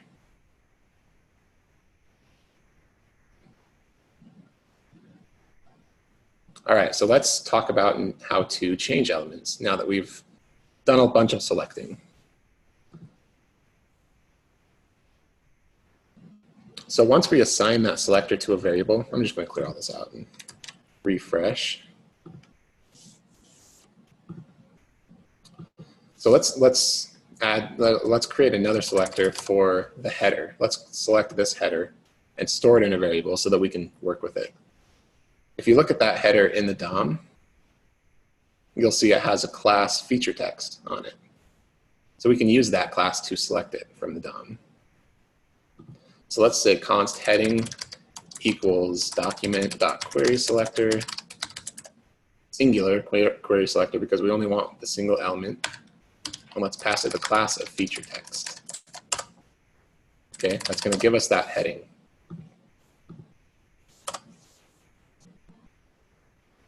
So now that we have that element stored in a variable, we stored the result of that selector in a variable, we can now use that variable to change the DOM, to change the element in the actual DOM. So we can change anything about it. We can change the text that's inside of the element. We can change the CSS style. We can change HTML attributes, the class name, the ID, pretty much anything that's available for us to write in HTML. We can change that through the DOM.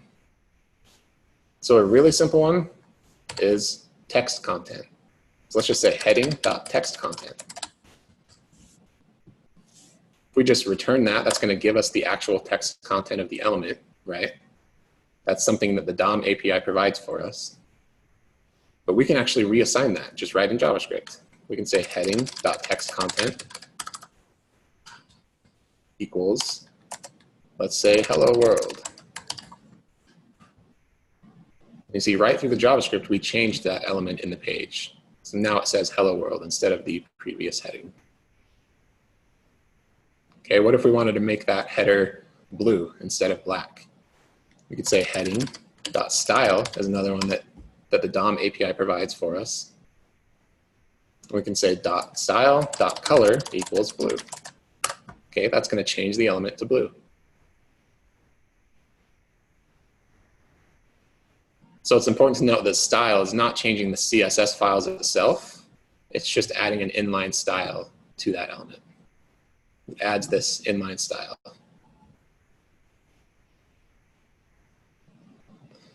Okay, so we can say color blue. If we wanted to add an attribute to it, let's say, I don't know if you've worked with the content editable attribute. Has anybody ever heard of the content editable attribute?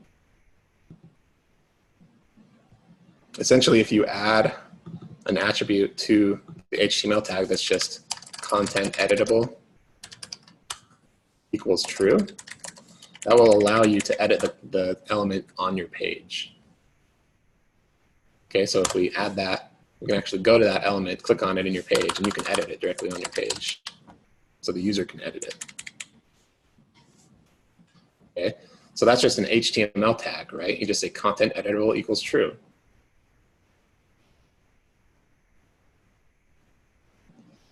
So it's not allowing the user to hack you, because this is all just local. Remember, whatever you change in this page, it's going to get wiped out when you refresh the page. So even if your users are editing stuff here, it's no big deal, because it's not going to get saved.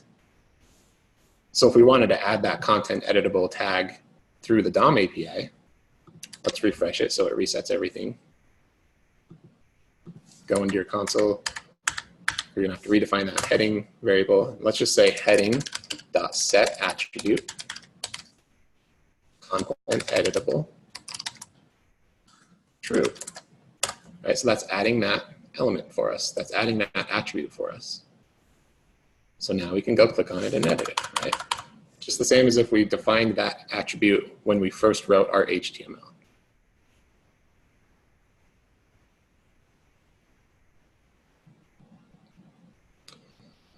Okay. Danny, is there a way to save it locally for that particular user? Yeah, absolutely. That's something that you'll cover later on. It's getting into local storage, but there is definitely ways to do that. We're not going to talk about it tonight, but it is possible.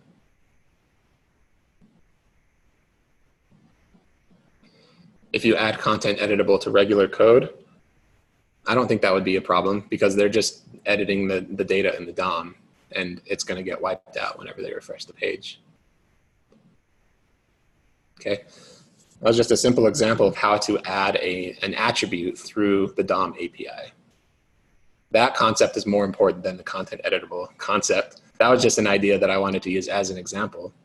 But we can set any attribute that we wanted, right? If that was an image, we could say heading.set attribute source and give the image a source, right? We can set any attribute we want through that API. And there's also a shorthand if we wanted to just say heading.content editable equals true, that does the same thing. Or if we wanted to say heading.source, if it was an image, that would do the same thing, right? So that's just a shorthand.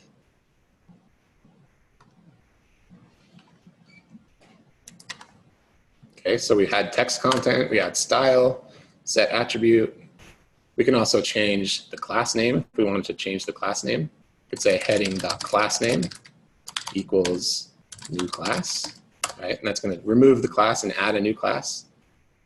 Obviously, that class does not exist in our CSS, but you'll see that it removed the existing class and added new class. Okay, we can change the ID. If we wanted to say heading.id equals hello, that's going to add an ID. So now if we go to the element, you'll see that it now has an ID of hello. So we're dynamically manipulating our DOM through JavaScript. You can see how this could potentially be very powerful because we can change our page without having to restructure the HTML, without having to refresh and get a new page.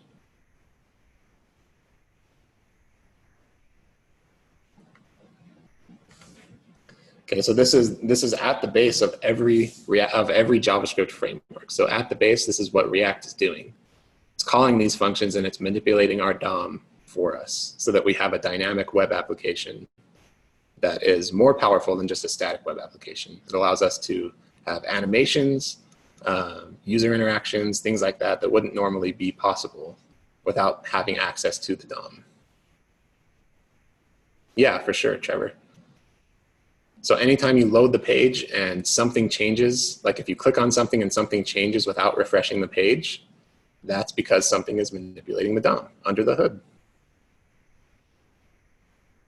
Okay. Questions?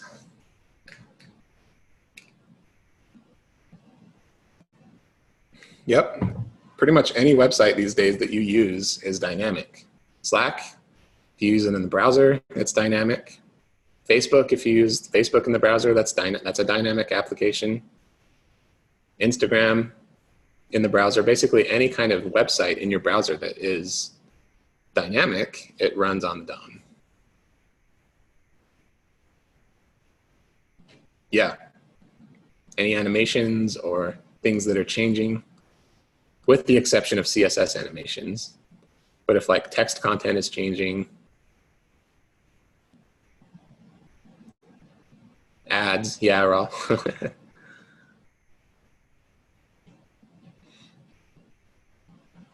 Okay, so that's a couple of the potential things on the element that you can change. There's also a couple more called, you could do heading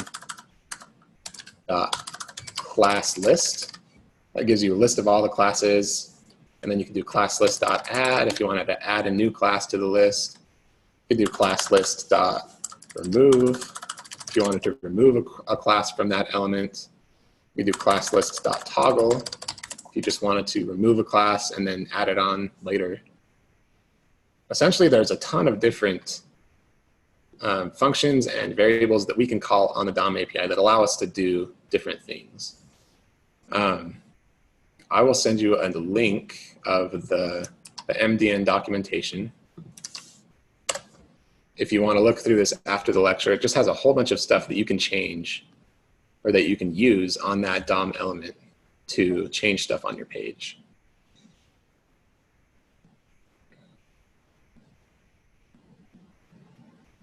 Okay, so good question, Adam. How do we DOM manipulate in VS Code? If you saved this JavaScript that we were writing right here in a JavaScript file and then loaded the JavaScript file in your HTML, that DOM will be manipulated as soon as your page loads. As soon as it loads that JavaScript, it will run through it and change everything that it's supposed to change.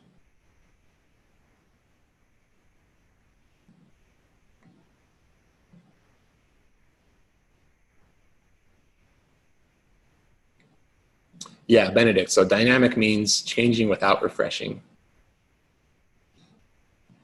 So Juanita, no, it's not permanent. This is all just for the user's benefit. It's for the user's benefit to be able to easily interact with our web page, to make it look nice, and to do things without having to refresh the page.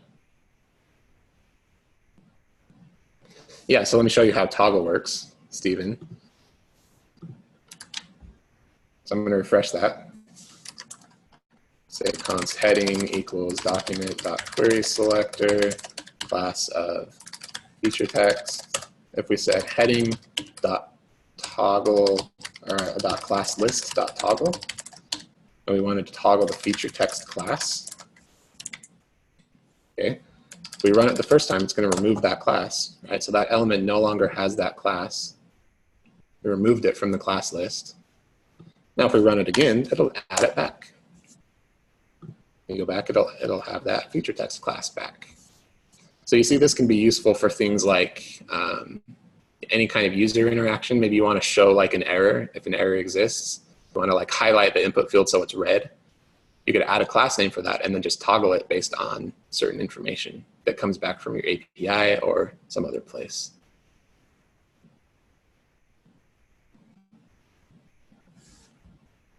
All right, so at the end of this lecture, take a minute to go through that documentation and read about all of the different things that you can do.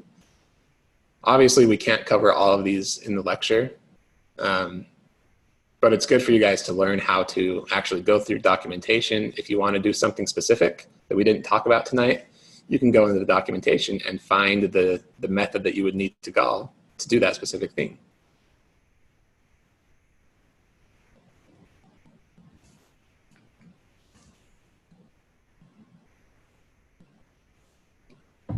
All right, any other questions?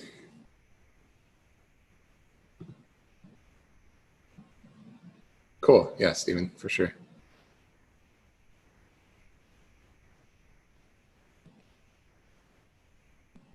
Especially when you start to get into React, you don't necessarily use these methods by themselves. You won't actually call like classlist.toggle in React, but React will give you methods that will make it a little bit easier to do that. But under the hood, it's just going to be calling these methods for you. It's the root API that every JavaScript framework uses.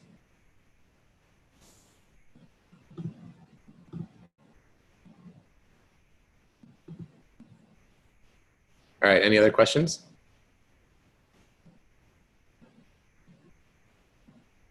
One thing that we can do with the DOM API that I want to cover before we close tonight.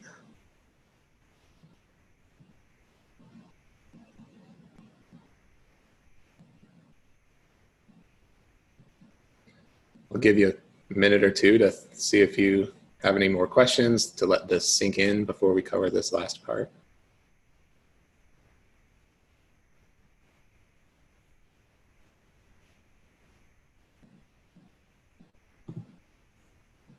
Those of you that were voting for some of the lower numbers in the polls, please feel free to ask any questions. We're all here to help you out, to help you understand this. So if it's not clicking for you, please ask more questions.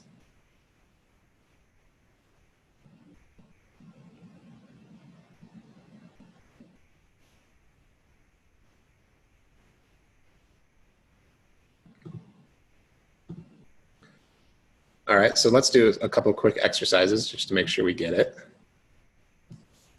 So in this same example, what if we want to update the the header text. Let's say this text that says selectors exclamation point. What if we want to update that to say, what if we want to update that to remove the exclamation point? How would we do that? Sarah, good question. Semicolon after the function call. Semicolons are optional in JavaScript, except for a few small edge cases that you'll probably never even have to worry about. Semicolons are optional, so you can use them if you want. If you think it looks better, if it makes you more comfortable, absolutely feel free, but they're not required. When you get a job out in the field as a developer, that will come down to your team's preference. So your team should decide on some syntax styling, stuff like semicolons, whether they want to use them or not. And as long as you stick to the style guide for your company, you'll be okay. Yep, Benedict, there's also auto formatters. All right, so back to my original question. If we wanted to change this selector's header, if we wanted to change that text to remove the exclamation point, how would we do that? Walk me through the selector that we need and how we actually change that value.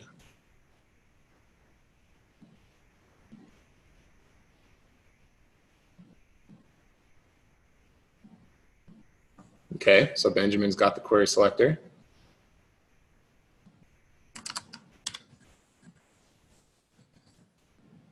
Selecting the H1.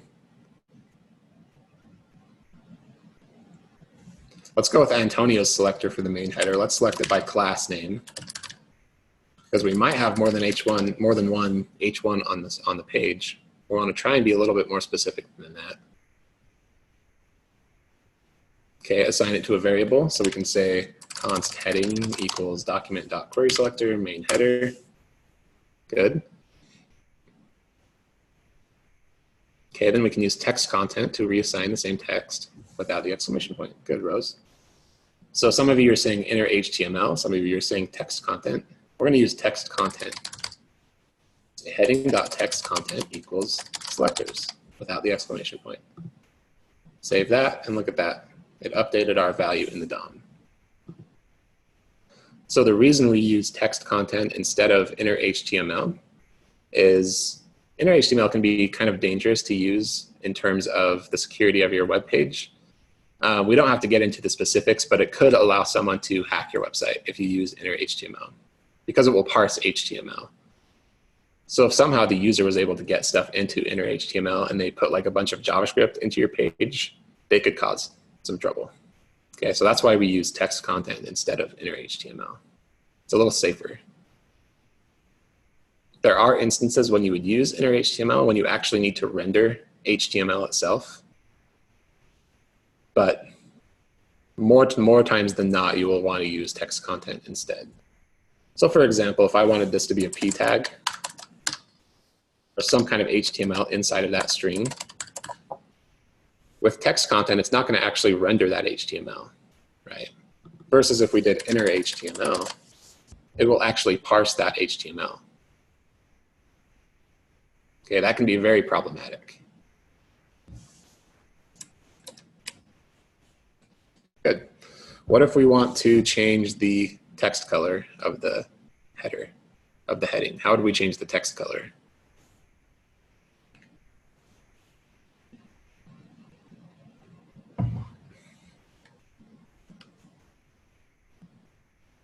Good, Rose. Heading, style, color. Heading.style.color. Let's set it to red. Okay, and that changes our color to red. What if we wanted to change the background color? How do we set the background color for that element?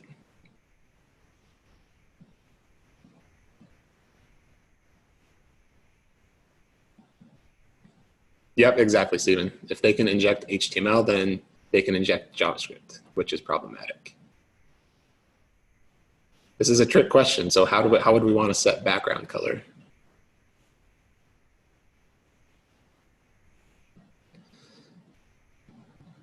So if you remember when you set background color in CSS, it's going to be background dash color, right? But you can't have dashes in JavaScript, in a JavaScript variable. That's not a valid variable name. So the DOM API under the hood converts that to camel case. Yep, good. All of you that are typing that in.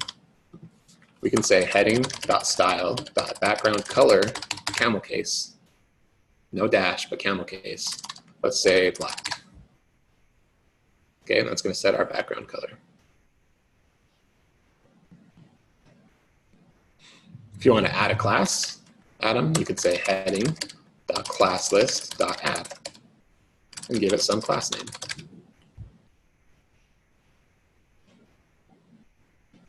It's impossible for us to go over every single potential API function that we can call, but there's a ton of them.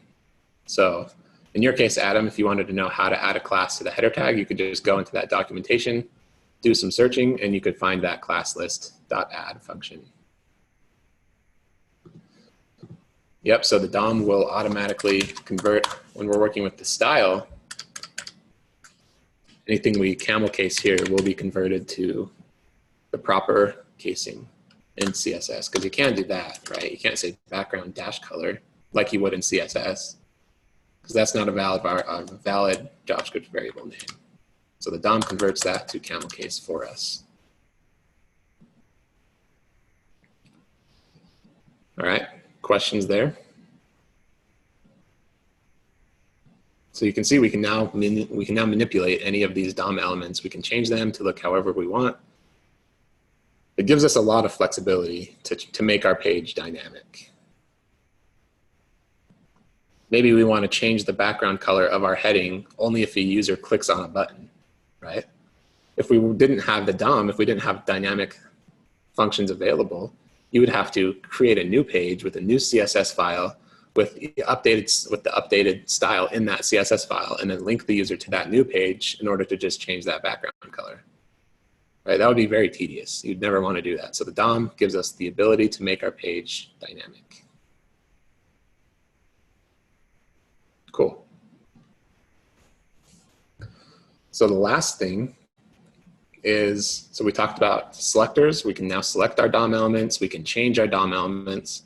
But what if we want to create a new element and inject it into our page? Something that didn't exist in our raw static HTML. Let's say we want to add an image to the bottom of this page, right?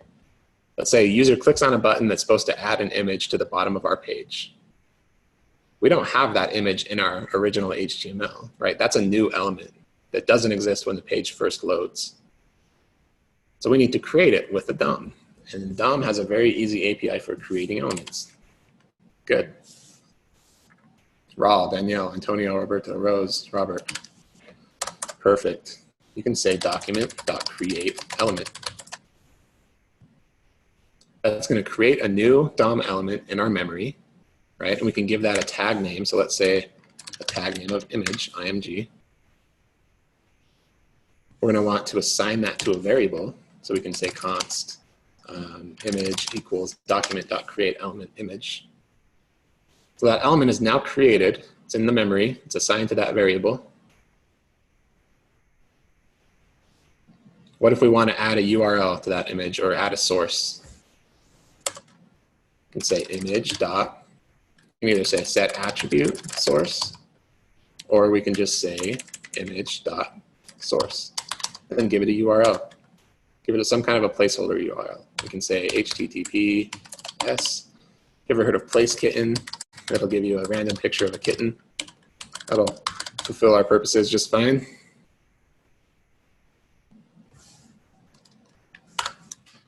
Okay, so now we have that image in our memory. We have a source that's pointing to an image URL. Is that enough? It's not showing up on our page because it just exists in memory. We haven't actually added it to the DOM. We've just created the element in memory. It hasn't been added to the DOM yet. Yep, so there's two methods that we can call on the DOM to add new elements. And it's append and prepend. So we can either document.prepend image, prepend, not prepend. I can type. And then instead of prepend, there's also, it's not just append, but it's append child. Don't ask me why the names are different. Probably because append has other stuff in JavaScript. But if you want to append to the page, it's append child. So prepend, when we prepend something, that's adding something to the beginning, to the top of the page, okay? And appending is adding something to the bottom of the page. Okay, so prepend means to put before, append means to add at the end.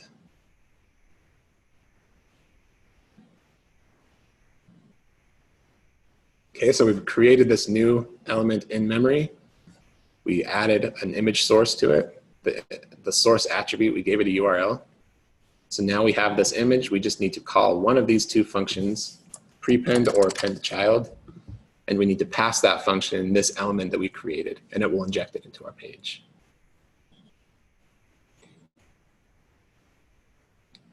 Okay, so now let's inject it. So you can't just say document.append child. Does anybody know why this doesn't work?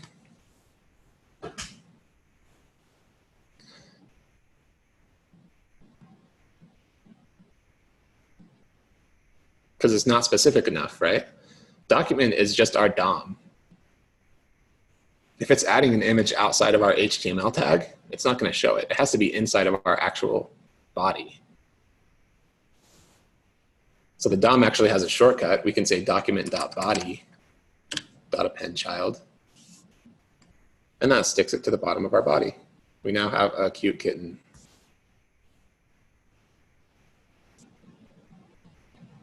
Document itself is the DOM itself. It's the root HTML tag.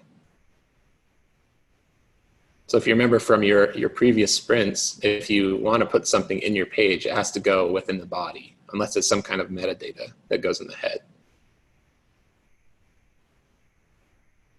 Okay, so we can append the child. That will add a new element to the end of the page. If we prepend it instead of append, let's say prepend, that's going to stick it to the top instead of the bottom.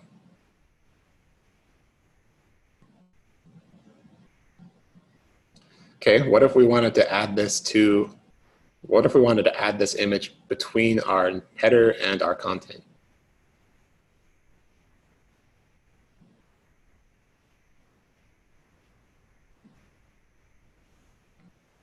Or let's just say we wanted to add it, yeah, just right below the navigation. What if we wanted to add it right here in our page, right between header and section?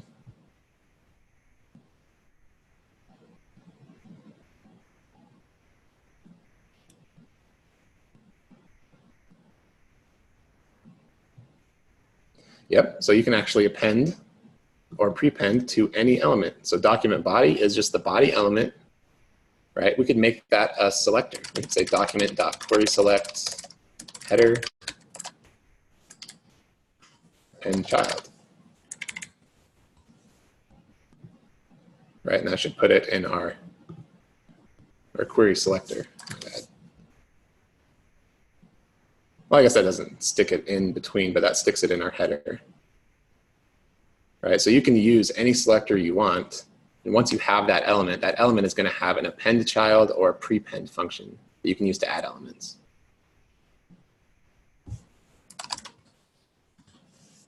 And document body is just a shortcut to saying document.querySelector body. Right, that's the same thing.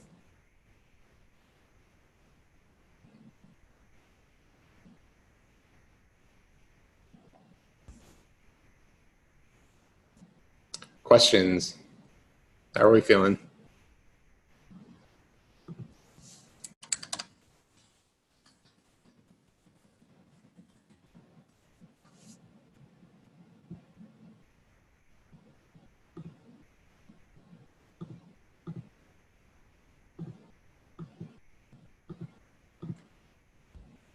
Answer the poll if you would.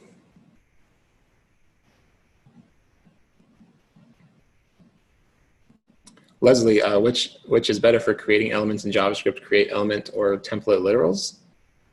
I'm not sure how you create elements in the DOM with template literals, actually. You might have to enlighten me there. They're probably the same in terms of performance. It's probably just a syntactic sugar thing, right? Just something that might look a little better one way.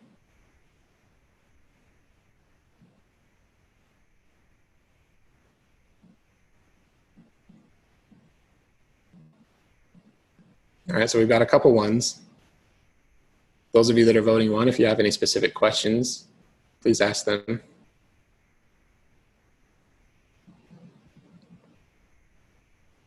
Yep, I will give you the CodePen link for sure.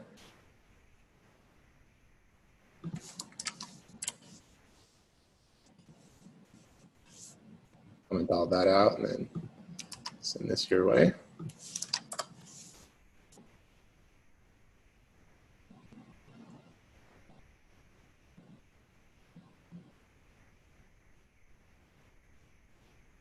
Okay, any other questions before we close?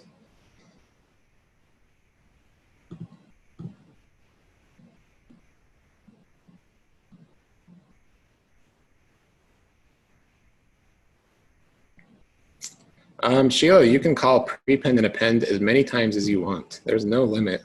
You can even prepend and append the same element more than once. We could document body append child image, and we could also document body prepend image.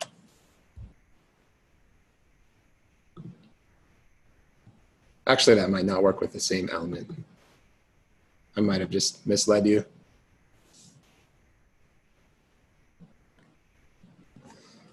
But essentially, you could call,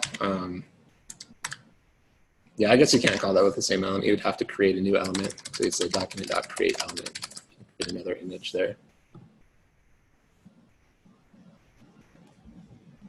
Cool, yeah, so you tried it and it didn't work, and I thought it would work, but I guess it doesn't.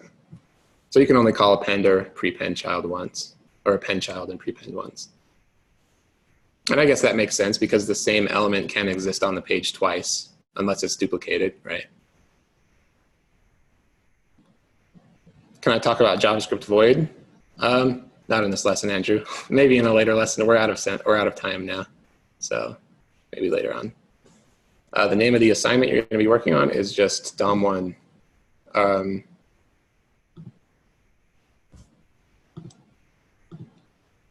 Let me give you a link real quick.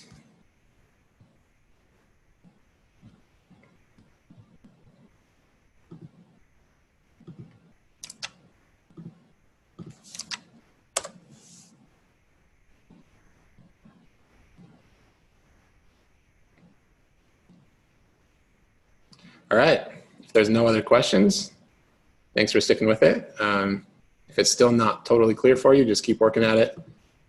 Look through the documentation, try a bunch of stuff, just try and mess up your site. Log into your bank website and see if you can change your bank balance by writing code in the console. Just mess around with it and it will start to click as to what the DOM is and how it works. So reach out if you have any questions and good luck with your assignments. Have a great night.